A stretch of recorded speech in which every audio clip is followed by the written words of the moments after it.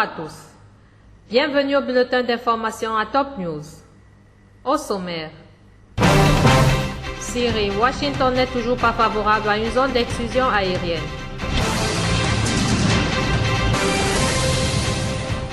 Militaires enlevés, Salam demande au Qatar de dynamiser sa médiation.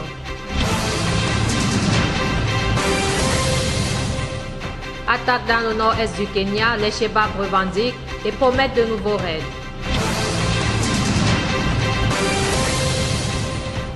Ukraine, accord sur un cessez-le-feu dans la région séparatiste de Lugansk. Mesdames et messieurs, voici les détails. La Maison-Blanche n'est toujours pas favorable à une zone d'exclusion aérienne entre la Syrie et la Turquie, défendue avec force par Ankara, a indiqué lundi le porte-parole de l'exécutif américain. Cette proposition n'est pas une bonne solution à ce stade, a déclaré Josh Earnest en réponse à des articles dans la presse américaine, évoquant une évolution de la position des États-Unis sur ce point à l'issue d'un voyage du vice-président Joe Biden en Turquie. Contrairement aux États-Unis, la Turquie refuse de fournir une aide militaire aux forces kurdes qui défendent la ville syrienne de Kobane assiégée par les djihadistes. Sous pression de ses alliés, elle s'est contentée d'autoriser le passage vers Kobane via son territoire de combattants peshmerga kurdes venus d'Irak. Il n'est pas question pour les djihadistes français en Syrie de changer d'avis et de rentrer en France, et ceux qui voudraient le faire en seront empêchés selon un recruteur franco-sénégalais, Omar Diaby, dit Omar Homsen. Dans une interview diffusée par la chaîne de télévision Al Jazeera, filmée quelque part en Syrie, la première où il apparaît aussi clairement à visage découvert, celui qui est considéré comme le principal recruteur de djihadistes français menace ceux qui changeraient d'avis et dit qu'il serait arrêté. L'homme vêtu de noir, turban noir, qui répond à des questions assis sur la terrasse d'une villa, une Kalachnikov posée à ses côtés, est bien Omar Diaby, 39 ans, a confirmé à l'AFP, un responsable de la lutte antiterroriste française, qui a ajouté « On connaît bien le client ». Le président russe Vladimir Poutine a affirmé que le président Bachar al-Assad est vivement soutenu par les Syriens eux-mêmes. Nous n'autoriserons point les réseaux terroristes à se propager en Syrie et en Irak car nous ne permettrons guère la provocation du chaos dans ces deux pays, a-t-il dit. Dans une conférence de presse conjointe hier avec son homologue turc Recep Tayyip Erdogan, M. Poutine a indiqué que la Russie et la Turquie disposent des positions similaires sur le fait que la situation en Syrie est anormale. Nous avons des opinions différentes sur certaines questions, mais notre position commune réside dans le règlement des questions et des crises par des voies pacifiques, a-t-il ajouté.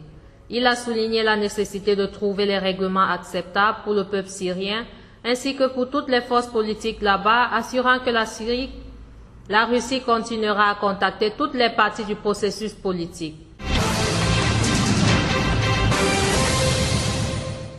Liban. Le premier ministre libanais Tamam Salam a exhorté mardi lors d'un entretien téléphonique l'émir du Qatar Sheikh Tamim Ben Hamad Al Thani à dynamiser la médiation de son pays en vue d'obtenir la libération des militaires retenus en otage par les djihadistes dans le jute de Ersal.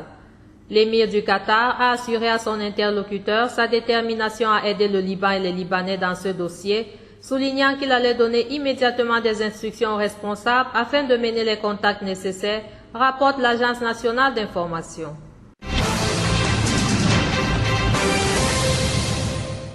L'armée libanaise a arrêté une femme et un fils du chef du groupe État islamique Abu Bakr al-Baghdadi près de la frontière avec la Syrie il y a 10 jours, a affirmé mardi une source militaire. Une des femmes de Baghdadi est détenue avec son fils au centre des services de renseignement militaire de Yarzé près de Beyrouth après avoir été arrêtée avec une carte d'identité falsifiée. Elle doit être interrogée, a déclaré cette source. Cette jeune femme de nationalité syrienne a été arrêtée par les services de renseignement militaire alors qu'elle voyageait avec son fils âgé de 8 ou 9 ans près de la ville frontière sunnite d'Ersal il y a 10 jours, a indiqué cette source. Il s'agit de sa seconde femme, a encore indiqué la source.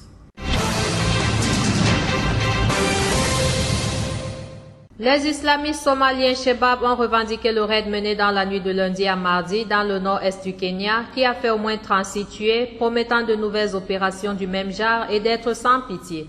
Près de 40 croisés kenyans ont été tués lors d'un raid réussi des Moudjahidines mené par la brigade Saleh Naban autour de minuit à Koromé, en périphérie de la ville de Mandera, annonce ce communiqué transmis à l'AFP et signé du porte-parole de Shebab, Ali Mohamed Raj. Le gouvernement ukrainien et les séparatistes pro-russes de la région de Lugansk ont conclu un cessez-le-feu à partir du 5 décembre, ont annoncé l'Organisation pour la sécurité et la coopération en Europe et le dirigeant séparatiste de cette région. Le chef de la République séparatiste de Lugansk, Igor Plotnitsky, a confirmé mardi aux agences de presse russes des informations de l'OSCE selon lesquelles un cessez-le-feu total sur la ligne du front à partir du 5 décembre avait été conclu au cours d'une réunion le 29 novembre entre un général russe et un général ukrainien avec la participation de séparatistes et de l'Organisation pour la sécurité et la coopération en Europe. Autre titre. Le premier parlement tunisien depuis la révolution de janvier 2011 a pris ses fonctions mardi avec l'ouverture de la séance inaugurale qui doit aboutir à l'élection du président de cette chambre. Le président de la constituante Moustapha Ben Jafar a donné le coup d'envoi de cette première réunion des 217 membres de l'Assemblée des représentants du peuple élu le 26 octobre, un scrutin remporté par le parti anti-islamiste Nida Tounes devant les islamistes d'Ennahda. Enfin, le procureur général égyptien a décidé d'interjeter appel de l'abandon de l'accusation de complicité de meurtre qui pesait contre l'ex-chef de l'État Hosni Moubarak, a annoncé mardi le parquet.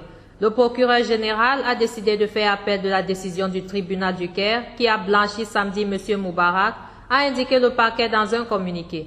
L'ancien président était jugé pour son rôle dans la répression des manifestations monstres de janvier-février 2011, ayant mis fin à ses 30 années au pouvoir et au cours desquelles plus de 846 personnes ont été tuées.